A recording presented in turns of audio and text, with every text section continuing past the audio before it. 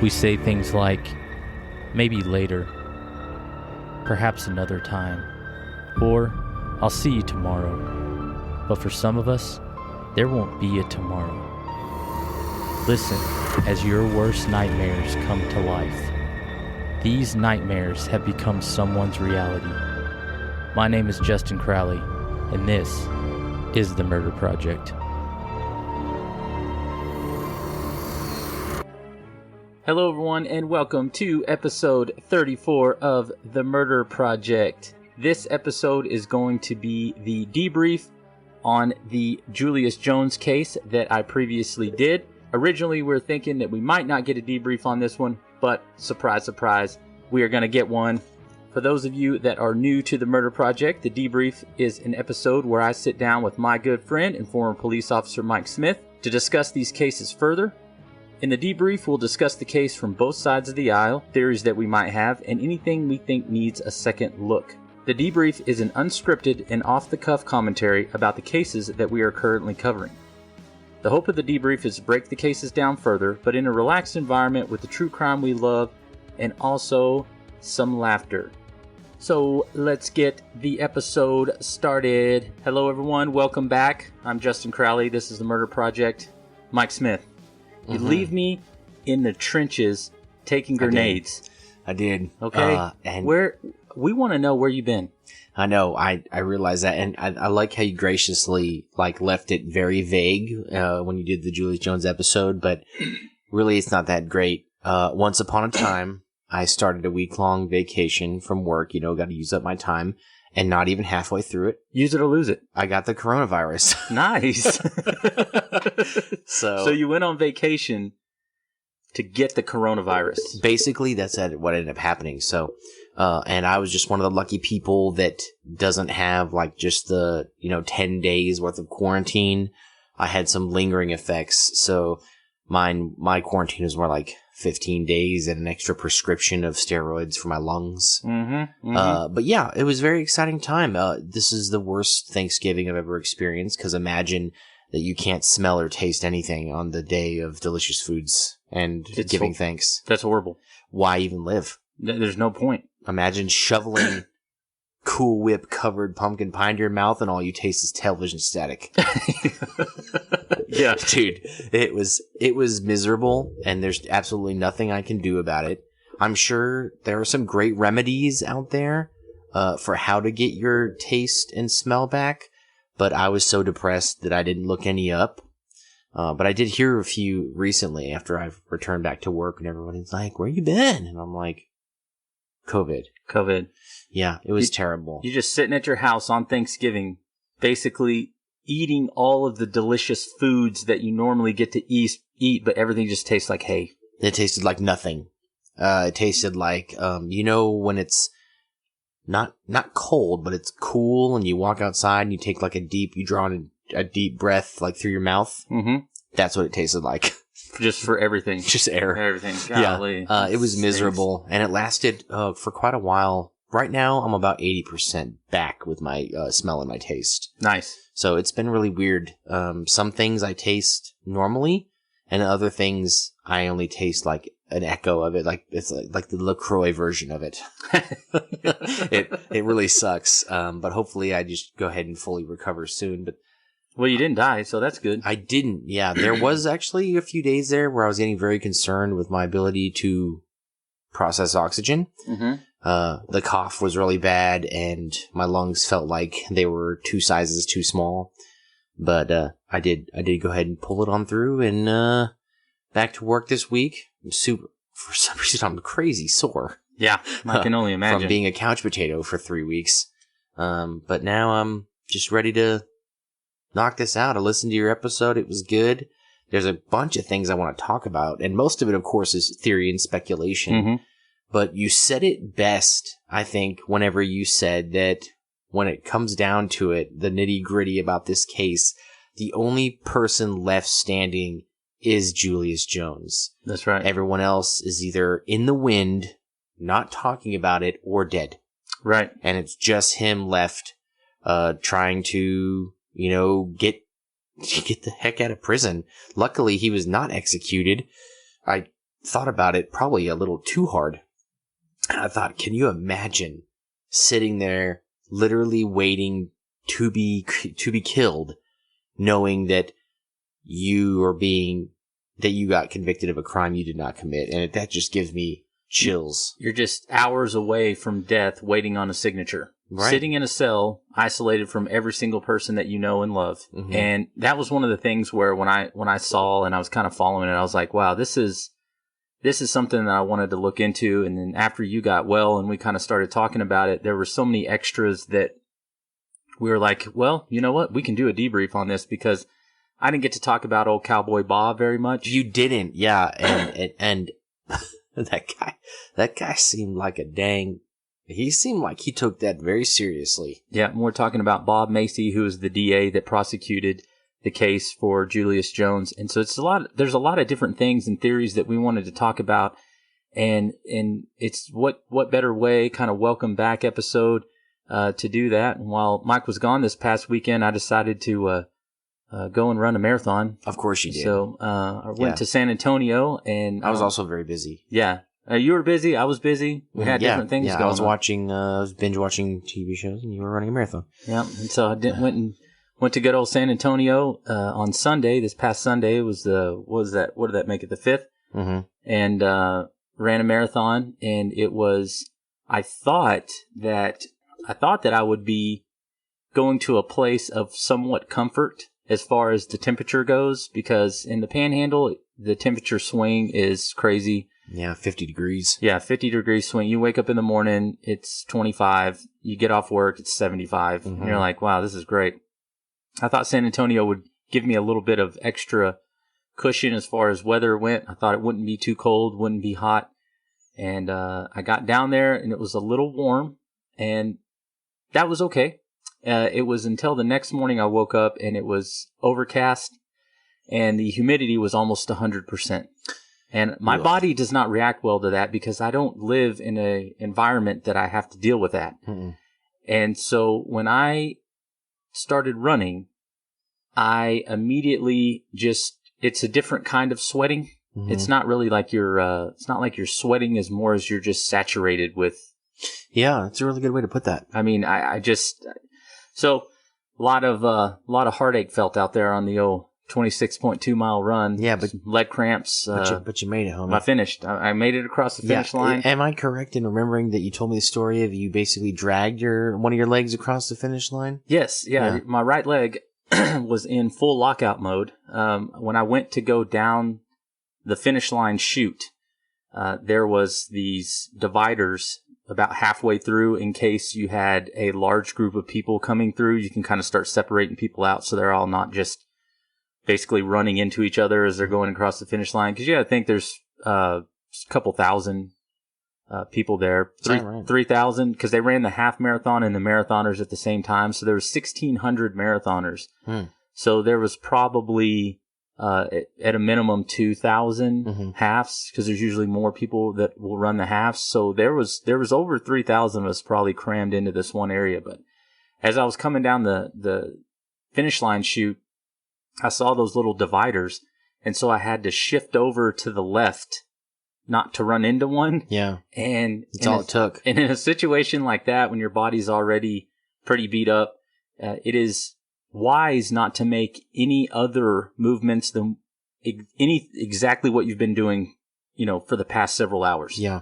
So I planted my right foot to turn, and my back leg, my hamstring, and I just locked out, and I was just like, oh no, just limping. I just limped all the way through the finish. It was nice. It was nice way to finish it up. You kept it dramatic. Yeah, exactly. Yeah, you couldn't just pass well enough alone. You had to go ahead and get that last piece of drama. Not only were you running a marathon, you nearly crippled yourself doing it. Mm-hmm. Yeah, you did. I should have crawled across.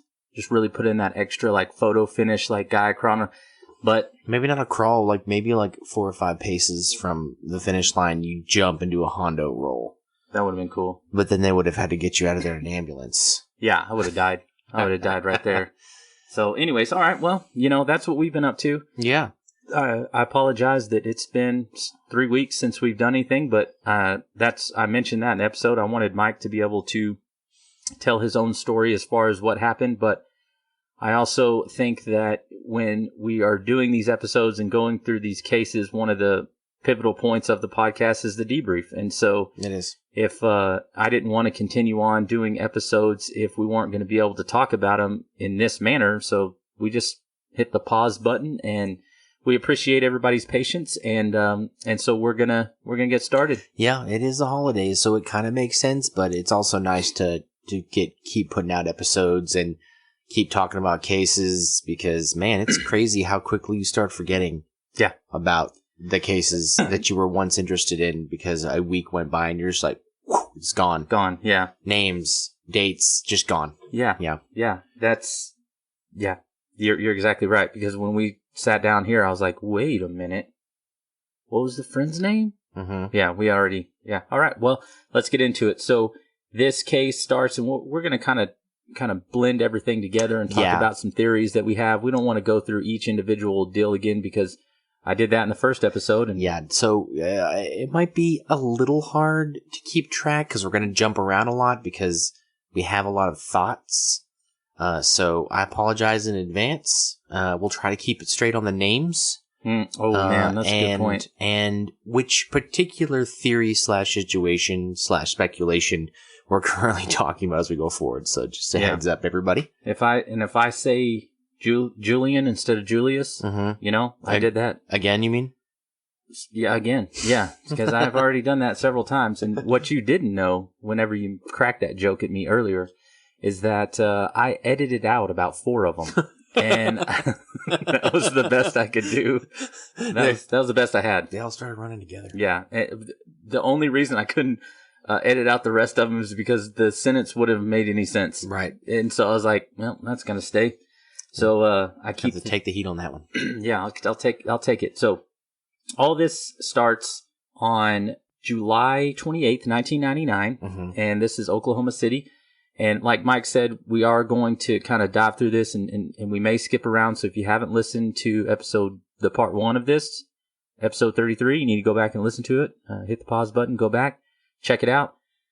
Everything starts on July 28th, 1999, and all of this is about a Suburban. It's about a car theft at the bare minimum. No matter how you look at this case and who did it, the what's and the haves and the whatnots and all that, it's about stealing a Suburban and ultimately trying to get it to a chop shop or whatever. Said it's a 2-year-old Suburban. Is that the old square body? 97 would have been a square body Suburban, yeah. Those are nice ones, too. Yeah, they are, and you still see someone bebopping around, but really, it's not the frame you're really looking for. It's the engine, and also very unrelated to what we're trying to talk about. Apologies. Yeah, so what happens is, if you go based off of what Julius was convicted on, as I mentioned in the part 1, it is Julius and Chris who are supposedly together. They find Paul Howell as a potential mark for this vehicle theft. And the way that the story is told is that Julius goes up and confronts Mark. Something happens. Mark is killed. The Suburban is stolen. And Chris is the wheelman. He is following him. And the reason I kind of went into a lot of detail on that in the first episode is because you got to have, the person dropping the other person off to get the vehicle so that they can go back. And it's all kind of calculated. Everybody's got their place. Everybody's got their part, but everything kind of starts to fall apart very quickly based on the fact that Paul was killed. Right. This whole thing is no good. And one of the things that I didn't mention in the part 1 is that these guys, in my opinion, were not very skilled criminals in the way of their thinking, because immediately after Paul was killed, whoever stole this vehicle would have had to know that the police are going to be on it. There were 3 witnesses to this murder. Right. Paul's sister and his 2 daughters. Yeah, and so, real quick, sorry to interrupt. So they were in the vehicle when this happened? Yes. When and how were they told to get out? And see, I didn't find anything on that. No. That's one of the things that I found kind of crazy about this is that there's not a whole lot of information about how everything went down. Everybody is just saying that they are for sure that Julius isn't the guy. Right. So I know we can only go off of what we can find because we're not privy to like those really deep, like lockdown details that God knows, that frankly, maybe only Chris Jordan or Julius Jones will ever know. But they attempt the carjacking, and Paul Howell, something happens. And I know that's so vague, and that's the part where my brain's like, well, what happened? Did he try to fight back? That would be my guess. Right. And if that's so, why didn't the sister say that's what he did? Yeah. But we don't know that. Were they exiting the vehicle, walking up to the house? He walks up. Paul feels like he needs to protect his family, not the vehicle. And that's how that happens. Where was Paul shot? That's another thing. I have no idea. Yeah, this is so, it's those little details. Like, if somebody does know, just let us know if you've ever come across that, if you've looked into this case, because was he in the vehicle still? Was he just outside? Was he walking away from it?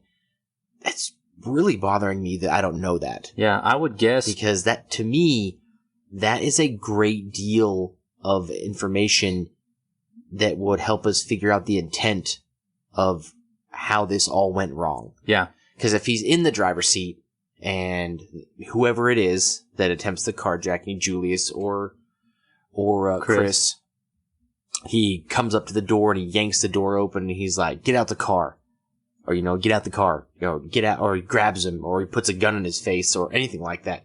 But we don't know. Right. We do know that Paul Howell did have his sister and those two children, and they're witnesses, but nothing I've ever found gives any more clarity to the situation where Paul ended up being shot. Right. And to me, that's a huge gap. That's another reason why we wanted to do this episode, because we feel like there is it's kind of the information that we're given is in one way 20 years ago led us to believe one thing. Right. In present day, it's leading us to believe another thing. Right. And when I say we, I mean the people that were present at the time and the way that the prosecution went through and all of that. We're trying to figure out exactly how we're trying to put these pieces together, because all of this information is important when we're trying to figure out is literally not only Julius was saved from death row. Yeah. That was a good thing. Yes. But is he innocent? If he's innocent, then there is another misjustice that is in play right now. The death penalty is one. Mm-hmm. Getting off of death row is definitely a victory for him. Yes. But if he is indeed innocent of this crime, then we still have a miscarriage of justice because he is in prison. That's right. Still to this day. And all these facts and all this information would be good to know so that we can try to figure out, we can make like an apples to apples comparison here and figure out what's going on. So yeah, I just feel like that there isn't enough information about how Paul got shot. Mm-hmm. All the other details of the case I'm pretty clear on, and I've come across the same version of events and a lot of the different speculation and threads that are talking about these types of things that you can find if you just Google search like anybody else could. Sure. Doing this type of thing. I don't have a research team yet, so it's just me and the Google machine. But that's the one thing every time I think about it, I come back to that. My brain is trying to create a visualization where Paul gets shot. This scene where Paul gets shot and the Suburban is stolen, I keep replaying that. I'm like, because obvious dead giveaway in the Suburban would be blood splatter, right? Blood spatter, right? So I did think about that. It's never brought up. No. So can we just assume that he wasn't shot in the vehicle? Yeah, that's what I think. He was standing outside of the vehicle. He drops down. It would be a cleaner getaway if all he has to do is enter the vehicle. Mm-hmm. But then, of course, are the keys in his pocket? Yeah. Are they still in the... See, that's what I'm saying. Like, there's so many different things where, like, okay, does he have to fish the keys out of his pocket? Is his sister and his kids standing there screaming the whole time while they're at gunpoint after he was just Were shot? they still in the vehicle and had to get out? Yeah. Yeah. Why were they not injured in the process? Nobody, that's the thing.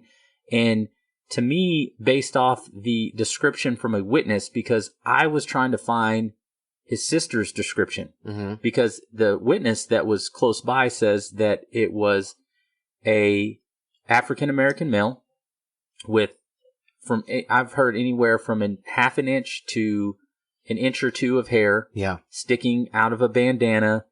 And if that is the witness and it's his sister, okay, but all it says is a eyewitness. Right. What does she say? What is her opinion on who this person was?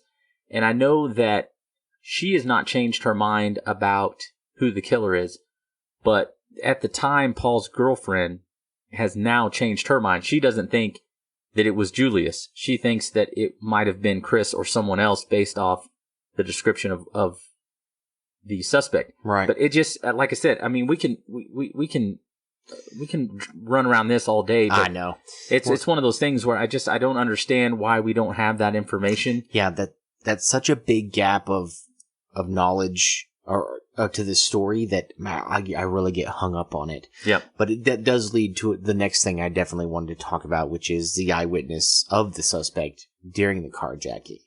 Because you covered pretty well that at the time, Julius Jones had a closely shaved head. Yeah. He didn't have no hair. He just had it very closely shaved. Yeah, like a crew cut is what they what they like said. A high fade. Yeah, I would think something like that was relative to the time. Right. It's timeless, actually. Yeah, that's true. A good high fade is timeless. That's true. That's true. Guy's got a sense of style. So, he doesn't have any hair. And so, I realize that like eyewitness accounts are notoriously poor. Yes. Like there's always, you can't take them all, you have to take them all with a grain of salt, is what I meant to say. So, but I do think that saying that somebody has hair versus somebody that doesn't have hair, that's a pretty big difference. And I'd like to say you could pick that out. Exactly. Even at a distance. Mm-hmm. So, like say somebody saw me down the street and was like, that's a bald dude. Yeah. Right. Even though, and then if they saw like you, they'd be like, the dude had hair. Yeah. It was brown hair. And so, I mean, I'm just saying somebody with no hair versus somebody with hair, that's a big difference. Yeah. You can just tell. You can easily spot that and then be able to get that information to the police. And if they come back later and they're like, is this the guy? And they're like, yeah, but I think that's the guy, but he had longer hair at the time. And they're like, easy, he could have had a haircut. And they're like, here's a photo of him 2 days before the incident, and he still had a shaved head. And they're like, erroneous. Yeah, get this out of here. And which it does seem like that's exactly what they did. I'll take that picture and thank you. I'll put that over here and no one will ever see it again. It definitely led me to be the first time where I had like not a light bulb, but like a ding. Yeah. Who did have hair? Chris Jordan had hair. Yeah. He had hair that was in cornrows, I believe, at the time. Yeah, and the sides were grown out. Yeah, they were grown out on the sides. So if he's wearing a bandana as a mask, which, ironic, because a lot of people are today. Yes. You can see the bushiness of the hair he did have on his head hanging out the side. And that's easily 1 to 2 inches. So I just thought, that correlates. That seems to me like it would have been something that when you're trying to recount like what happened, that is a detail that you remember versus not having that detail. Right. Versus not being, so you say, oh, it was just a bandana, shorter hair. There's going to be nothing specific about that. You have to go ahead and have an extra step and say sticking outside of the bandana. Yeah. So that was definitely one of the pieces of the story where I was like, man, I don't know. Yeah, it's a little bit sketchy, but moving past that, I wanted to kind of talk about to me, the way that this whole scenario goes down. Like I've mentioned it in the part 1 where I said that, there's a couple different scenarios that we can go off of, but to me, one of the things that I think is important to talk about is that Chris, Julian, and Liddell, they all knew each other And the reason they all knew each other is because they had already at this point engaged in organized criminal activity of some sort. Mm-hmm. That was kind of their reason of being together. And we talked about this before the episode started, and I said, it doesn't mean that Julius is a killer. Right. What this does mean is that these guys already had like a routine of things that they would do, and so they would be kind of familiar with the activities of the other person. Everybody has roles, everybody has different things that they do, and if Julius was telling the truth and he decided to sit this one out, he's hanging out at his parents' house, he's with his family, then I think it would be easy for Chris and Liddell to plug him into this incident, which they did, or that there were some things that went wrong, it was messy, and Julius. It's Julius Jones. Yeah, Julius. Yeah. Is, in fact, your guy. Yeah, it's a really good point, because he had people that claim that he was obviously a part of the incident, but then he also has people saying that he was with his family at the time. Yep. And then there's another witness that says that they were at the house at the time, mm-hmm. and he wasn't there. Right. And then his family's saying, oh, no, that was the day before, you got the days mixed up.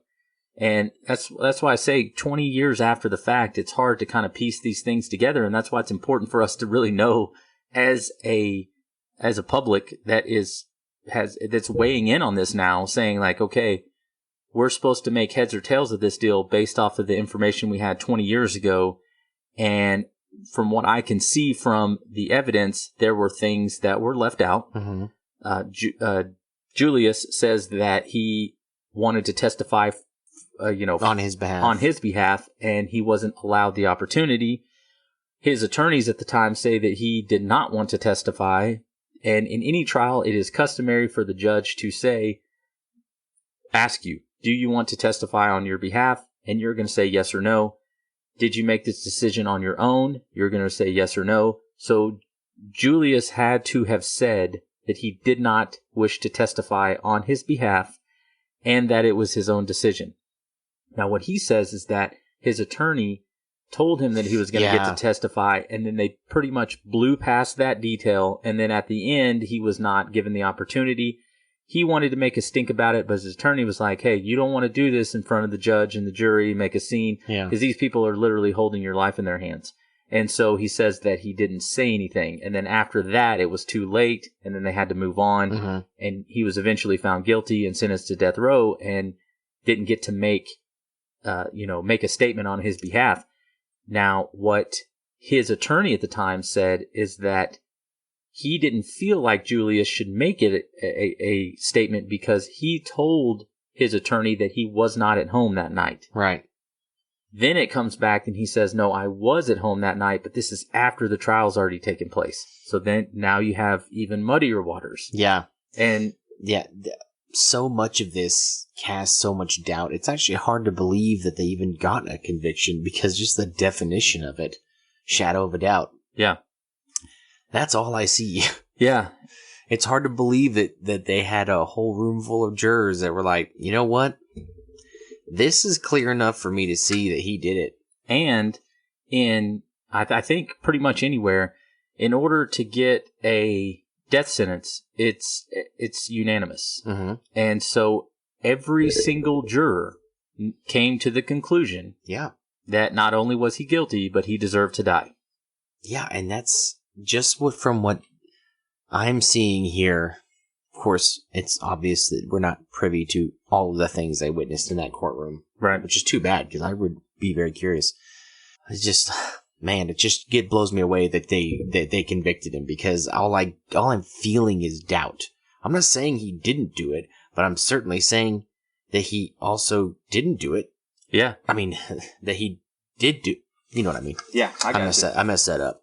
No, you still got a little brain fog probably from that COVID. So yeah, man, I'm just so tired. We're gonna let that go. But I went over a couple of things in the part one, where the Justice or the Innocence Project, kind of outlined these 8 different things that they thought were reasons why Julius was innocent. And it's the fact that he was at home having dinner with his parents is what they say. Now, you can counter that with the witness that said they were there that night and he wasn't there. Jones does not match the description of the person who committed the crime, which is true. That's true, he doesn't. Based off of what the description was, he does not match that. A man named Christopher Jordan matches that eyewitness hair description, which is his accomplice, which that's why I said in the first one, 2 and 3 kind of seem like they go together. And unbeknownst to the jury and anybody else, in exchange for testifying that Jones was the shooter, Chris was given a plea deal for his role as the getaway driver. And what I think everybody knew at the time was that Chris received a 30 years to life sentence, but the way that it shook out is that he only ended up serving 15 years. And that's one of the things I think that I don't know if that was a deal that was struck before the trial or if that's just the way it shook out in the parole system. Mm-hmm. Because in my opinion, Chris could have gone to prison expecting to serve that full 30 years. Mm-hmm. And it was only because the pardons and parole took his case and said, no, this guy's rehabilitated, kick him back out in society. That could have been a possibility. Yeah. It also could have been a possibility that the DA's office put notes in there that said after 15, cut him loose. Yeah. Those are all things that could have happened. And this is the one that kind of gets me is that 3 people that were incarcerated. Yeah. This is a good one. Yeah. Yeah. With Chris Jordan at different times put in sworn affidavits that Chris told each one of them that he was the one that committed the murder and framed Julius. So none of these people knew each other. Yep. And all of these accounts were given at different times in his 15 years. And none of them had any connection to Julius or each other. Yeah. Yeah. Yeah. None of them knew Julius. That's huge. That casts so much doubt. Yeah. Of course, that's not stuff that's relative to the actual case in the trial. I'm just saying, like, how is Julius's defense team not wielding that, just taking it to the mountain and being like, look, these 3 people, none of which have any connection to each other or Julius, have all heard this man, Chris Jordan, say that he's the one that did it and framed Julius because he didn't want to get hung up with a murder charge. Yeah. Because I'm wagering that if you're gonna be a criminal, you're gonna levy the fact that you're gonna eventually you have to get over the fact that eventually you may get caught and you're gonna have to deal with it. And a carjacking is a carjacking, but somebody gets shot and killed. Everything's a little bit dicier now. Yeah, now lives are on the line. Mm-hmm. Not just the one that was lost tragically because somebody wanted your Suburban, but also whoever done it is going to get hung up with it. And and they're going to jail for life, exactly, at least. Yeah, it changes things. It's a capital, what we would consider in Texas is a capital murder because they were in commission of another felony. That's right. When Paul died. So because of the way that the crime was committed, right, there is going to be stiffer penalties that go along with that. And so I would assume that Chris knew this. And if we're going back to how this whole situation took place, and I want to point out that I'm not done with the 8 things because there's one thing in there about that while in police custody, Julius was discriminated against racially. And then you have, Cowboy Bob Macy, the DA. We're going to get into him in a minute, but we want to tie this back together. And the thing about when I said earlier is that these guys had already engaged in criminal activity together is because, just like you said, when Chris and his buddy Liddell, if they were the ones that got into this, Chris is the gunman, Liddell is the wheelman. Now there's a murder attached to it. If these guys are better friends with each other than they are with Julius, then he gets to be the fall guy. That's right. They can concoct this story and say, okay, we know that we can put him in this place at this time, but I just can't get past the fact that nobody said anything until after the trial was over. Yeah. I don't like the fact that if, in fact, Julius was arrested and put in jail, and they said, well, he's in jail because he committed a murder on, this date. Right. Why was his family like, not a chance? Yeah. This guy was at our house. Yeah. Why was this? And this could have been, if you don't know how the legal system works and the course of justice, they could have just been sitting there and said, hey, when are we going to get our chance to say something? And his attorney could have said, we'll call you up we'll get there. And then they just don't do it. They just don't do it. That's right. You have these supposed witnesses. You don't call them to the stand. There has to be a reason for that. The reason has to be either A, he didn't have the information because no one told him, and that this was only brought up after the fact because it may not be true, or B, he actually systematically refused to let them testify in his behalf. And basically allowed this thing to take place.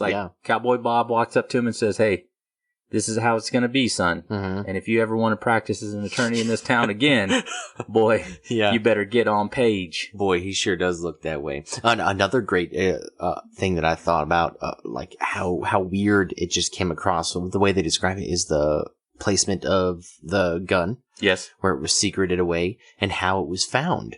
So now I haven't seen pictures. If there are pictures, where do I find them? Because I didn't see them. But from what I read, they say it's in an attic, in a place that's like a little crawl space area or something. So no matter what it actually was, I don't know because I wish I did, but I don't.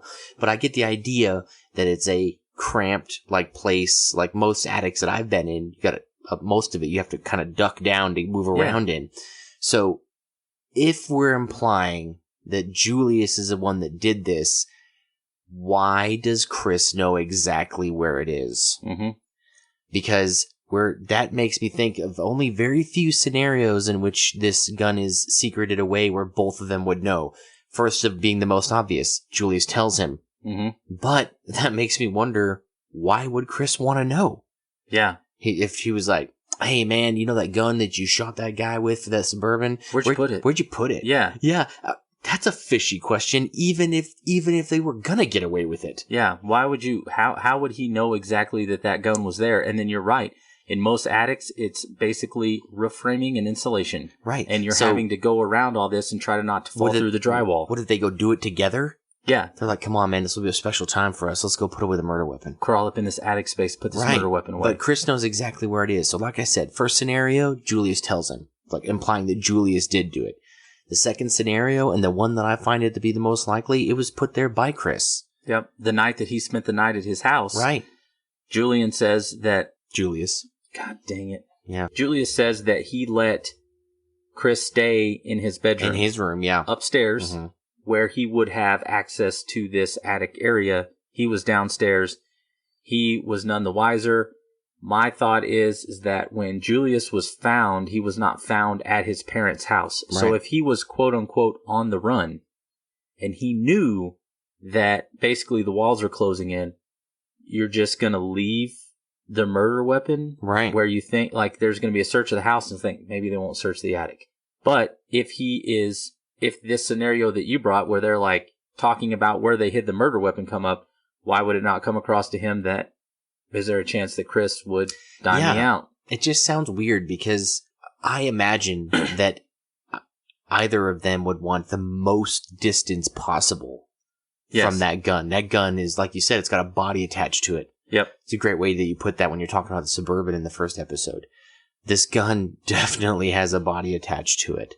And so why did they put it in his house? Why wouldn't they go throw it in a damn creek or just in a field? Just somewhere. Get rid of it. Right. No, but it's in Julius Jones's parents' house where he's staying. Parents' house, right? Yep. Okay, that's what I thought.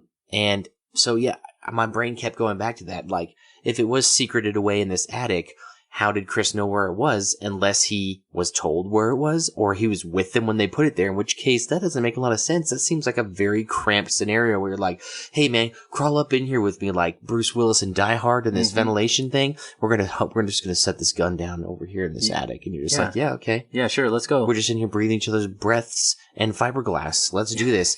But no, to me, it just seems really more likely that Chris had more knowledge about where the gun was because he more than likely put it there, in my opinion. Yeah. Or, the other scenario is maybe Julian was the wheelman. Julius? God dang it. I'm telling you, I don't know. I don't know what it is either. I don't know what the block is. It's something. Julius. Mm-hmm. It's Julius Jones. It is Julius. So I don't know if Julius, maybe the roles were reversed. Maybe Julius is the wheelman. Mm-hmm. And Chris hides the gun in the attic and still frames him, uses his buddy as the backup, and that's how they get there. But you're right. Like, why is there so much? Why does everybody, Chris and Julius know exactly where this gun is, whereas Julius is like, I did nothing. Yeah, I did nothing wrong. I did nothing. They're like, we found the gun in your house in a crawl space in the attic, and he's like, news to me. Yeah, and then he makes no statement, and that's why it's. To me, when we were talking about this before the case, what is Julius's what is his reason to talk further about any of this situation? Liddell and Chris already told the cops that he's the guy. Yeah. So if he gives a alternate version and says, "Well, no, this isn't how this happened. I was actually doing this role," or what have you, who's there to back his story up? No one. No one's there to back his story up. Yep, he's already getting hung out to dry. Yep, so it's best for him to say nothing and hope that he can beat it in court. However, his attorneys gave no evidence in his favor to show that he did not do this. They didn't. And that's where this is so complex to me, because none of this stuff makes sense. It doesn't make sense that if that's the way that it went down, that Julius wouldn't get rid of the gun. Mm-hmm. It doesn't make sense to me that if Julius wasn't a part of it, why does his attorney not say anything? There's so many things that go into play, and that's why I think that we need to be able to get all of that information that gets us kind of from point A to point B. Yeah, that's definitely something that's really bothered me, is because even just what we know now, and I realize it's because it's all after the fact, but there is a lot here to cast doubt. Yeah. Which is the requirement for not being able to convict somebody, especially to death. But it doesn't seem, none of this was brought to light. Yeah, nothing. It seems like that's something that somebody had to try to do that. And the more I think about it, the more I think that as we're going through here and trying to explain these scenarios, it to what point is it now that we can discuss these things and have any sort of credibility that goes along with trying to go heads or tails. Right. It's kind of, the more we talk about it, the more I'm thinking to myself, like, the more neurotic we're starting to sound. Yeah, I'm like, wow, this is really starting to sound like it is strange, but it comes down to a couple of very important facts about what this is really going to do, because if it's even proven legally that Julius Jones didn't do that, he just gets to get out of prison even though he's already spent half his life in it. Yeah. Because you can't go after Chris. Nope. Because you run into double jeopardy. He served his time. He's done. That's right. He's done. Yeah, you can't convict him of the same crime. Liddell was never charged, given a plea deal. He's done. He committed. He did his part. Mm-hmm. He testified against Julius, and so he's done. You can't go back, and there's no information that even says that he was a part of it, other than the fact that we only have their stories. So, that's it. Unless somebody decides that they're going to have a come to Jesus moment and say, you know what, I got to get this off my chest. The information that we have now is the only information that we're going to get. And that's why I thought that it was crazy, because 20 years later, and I don't think it's the family's fault that it's 20 years later. I think they have been trying this whole time to get him out of prison. But all of the avenues that you have to travel to get to this point are pretty lengthy. And it takes a long time to get there, and then it has to get national news. And then now we're sitting here talking about evidence that's 20 years old that no one can corroborate. I know it. Yeah, that's exactly right. And nobody can corroborate it. And not only that, there's still so many gaps just in the knowledge that we can even get of a case that's already done and gone to court. There's still so much information we can find out without putting in basically an information request to the county court that it was held in. We can't find information on certain things, and to me that is just very frustrating, because this is already done and gone. Why isn't all the facts of this case available? And without kind of public outcry at a large amount, which he got, what's going to happen in the appeals process is when it goes to the appeals judges, they're going to look at it and say, okay, is there new evidence that suggests a different outcome? Right. And if the answer is no, then there's no new trial. That's right. And in this case right here, you have the family that has said that they wanted to give new evidence, but it's only circumstantial evidence of it's kind of hearsay, right? Type evidence where they're saying like, no, she said that he was here. Okay, who can actually prove that happened? So on an actual appeal or retrial, they're not going to take that evidence. No. Now, I did say in the first episode that I thought his shot at getting the new trial was contamination in the jury. That would have been a good point for them to start at, where they're saying that one of the jurors passed a note to the judge saying that, hey, there's a guy in here saying that this dude needs to be taken out behind the courthouse and shot. Yeah. During the middle of the trial, before they're even going. So you know that he's calling him the N-word, saying he needs to be taken out and shot. So you know that there's already a biased jury member in the jury pool, and from what I understand about that, the judge did nothing. Yeah, that is strange because just the fact that he's using such a powerful, like, racial slur, and just a disgusting racial slur like that in a courthouse as a juror for a court case where the suspect, the defendant, is a black man. That judge should have been like, absolutely not. Imagine if that happened in 2021 or 2020. Yeah, you're out. That dude wouldn't be able to get a job. He'd have to move to another country and change his name. Yeah. And I mean, even if you look back at this Kyle Rittenhouse case, there was a incident where one of the jury members made a joke to one of the bailiff officers saying, do you know why they didn't shoot, what was the guy's name that, Blake? Yeah. That was shot by the police. Do you know why he wasn't shot? Yeah. More than 8 times because they ran out of bullets. I'm paraphrasing that, but he made that joke to one of the bailiffs. Yeah. One of the jury members heard the joke, told the judge about it, and in that case, that juror probably would have favored on the side of Kyle Rittenhouse. And either way, the judge was like, okay, you got to go. Yeah, you can't say things like that. You can't say stuff like that. That brings your character like very badly into question. Yeah, and you're out. And this guy is saying like, okay, he made a joke, not even about someone who was technically involved in the trial, but had a connection to the events that led up to while they were in trial. Right. This man that was calling Julius the N-word and saying they should take him out behind the courthouse and shoot him was involved in the trial that was taking place against the guy that he was talking about. Like, literally, this is a prime example of like, dude, you're out. Yeah, you need to go. First of all, that's why we have alternates. Guess what? Exactly. Alternate number 1, step up. Swap him out and take his lunch voucher. You're off the payroll. Yeah, you're not getting a sandwich today. Yeah. So it seems like to me, based off the evidence, we can kind of go around in circles with that.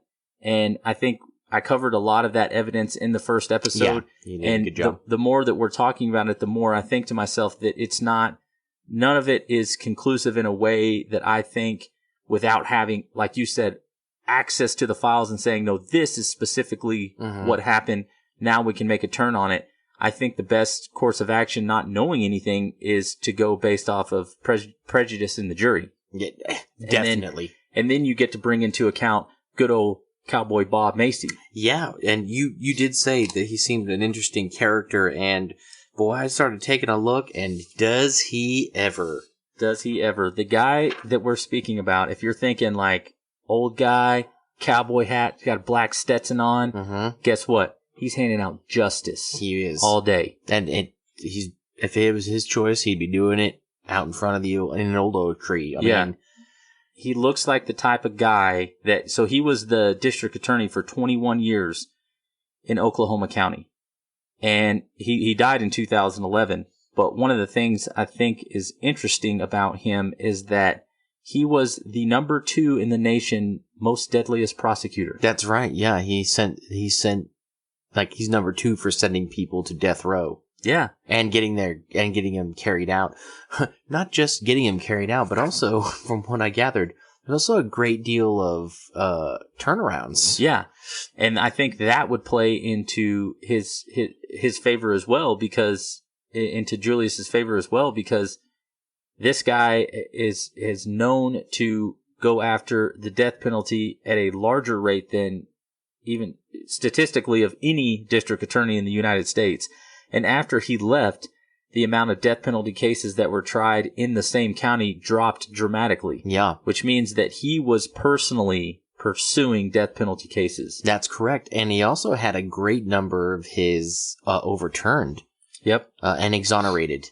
And because of lack of evidence. And that plays into, like, right. Yeah, if there was a statements given that helped Julius out, saying, well, no, he was at our house, and Bob just took those statements and file 13'd them, then you have, you have another way of building that case. Yeah, he doesn't even have to dispose of them. He can just not bring them up. Not bring them up. Yeah, That's and then right. later on they can, like, look, they're literally right here in the file. And that is one of the things that when I was talking to you earlier, where a DA is a elected position, and usually the person that kind of comes up in line after him is going to be someone that he probably groomed at the office to take his place. His right-hand man for X amount of years. He's been in the public. Everybody knows his name.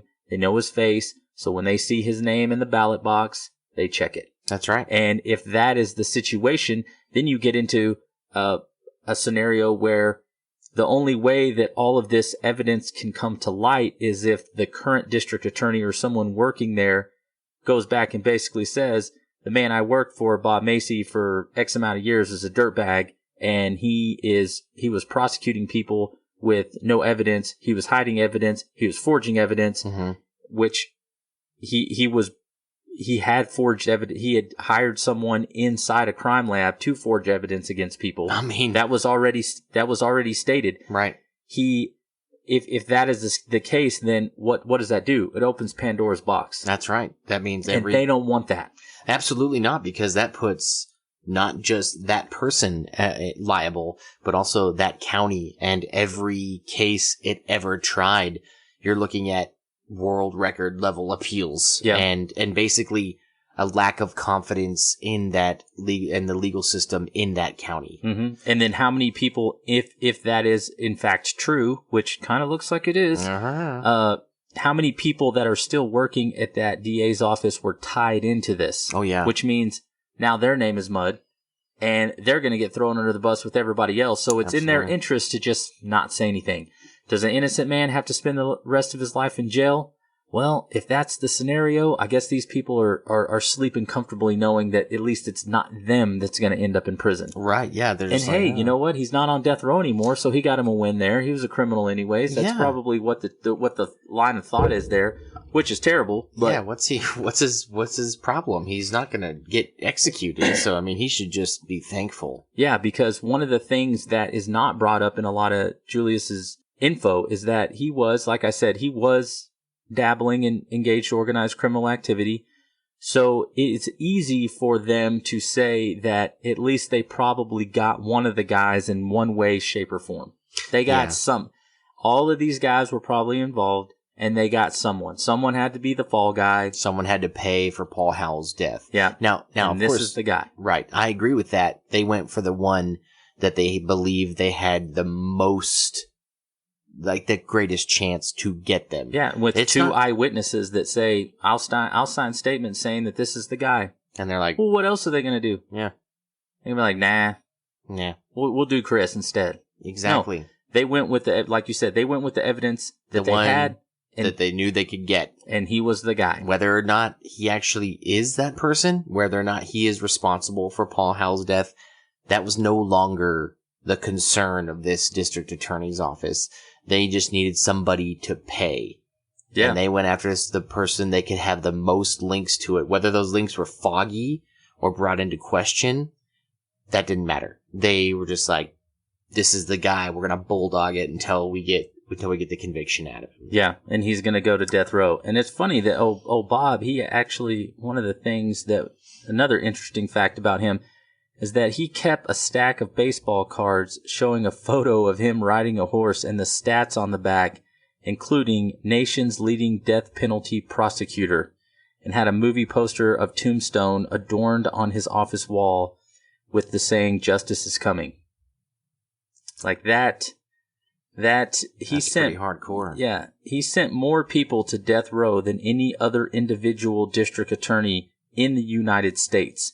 Now, the reason I think that he didn't have he is the attorney that sent more people to death row and not being most death convictions is because he had some of his overturned. Yeah. And so it knocked him off that list. A pretty good bunch of his got overturned, and people were exonerated because his cases just started falling apart after when they came under scrutiny. Yep, and now he has since passed away, and so he can't even be held liable for this, and that's why I think there's not going to be a whole lot of information that's brought up about it because he can't go to jail, and everybody else is like, dude, we're all going to get burned in this. Like, all of us are going to fall if this is the case. There's going to be record appeals, like you said, and where does this thing end? It's the you got to crack some eggs to make some omelets, I guess, is the way that they might be looking at this if all of this situation, man, I guess, rolls out. But the fact that a biased jury member and then you have a DA who had someone on his payroll that was changing or forging evidence, to me, that's all I need. And when you were talking about, shadow of a doubt or beyond a reasonable doubt, right? Some people say that, like, boy, there's a lot of things now that we know. I'm not saying the jury then. The jury is only, if you've ever watched a court trial, the jury only gets certain information. They're not allowed to make a decision or act on other information that they may have known previous to the case. They typically try to get jury members in there that don't have an overall knowledge of the case. And if you're only given what you're told in the jury trial, which, like Johnny Frank Garrett, right? If you got that one story, Johnny Frank Garrett's your man.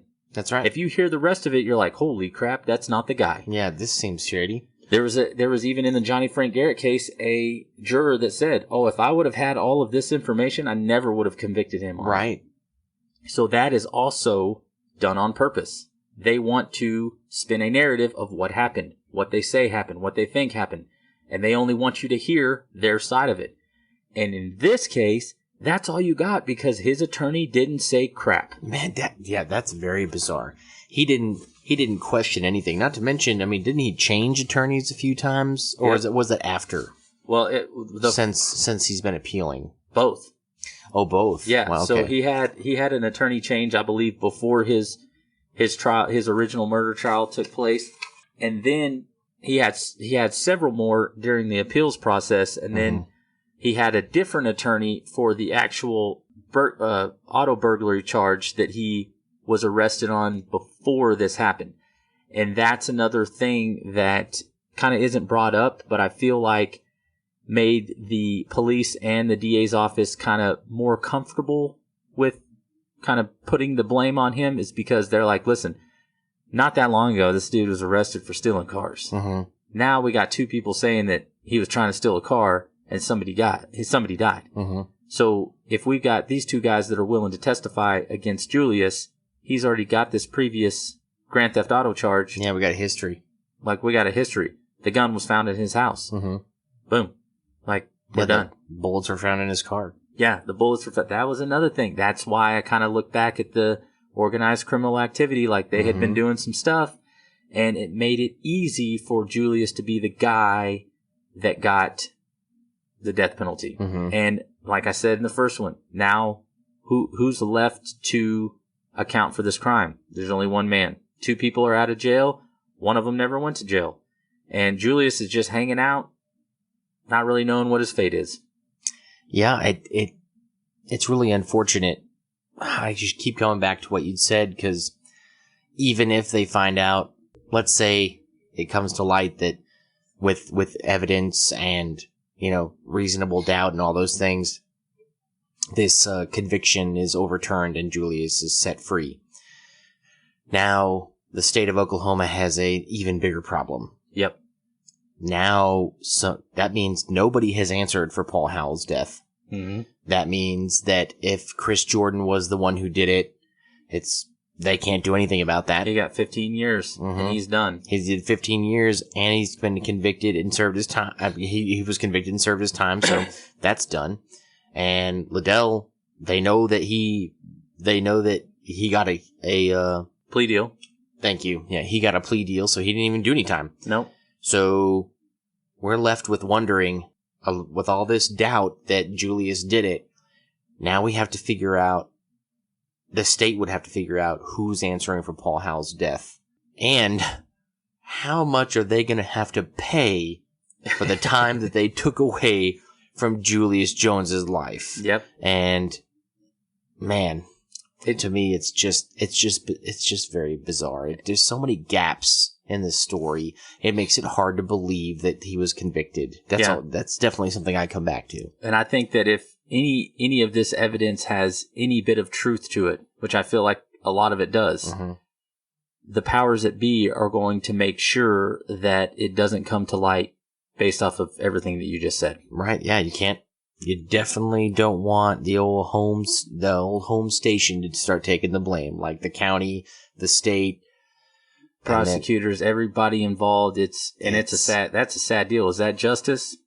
I'm not seeing any justice here. I'm seeing somebody who got railroaded.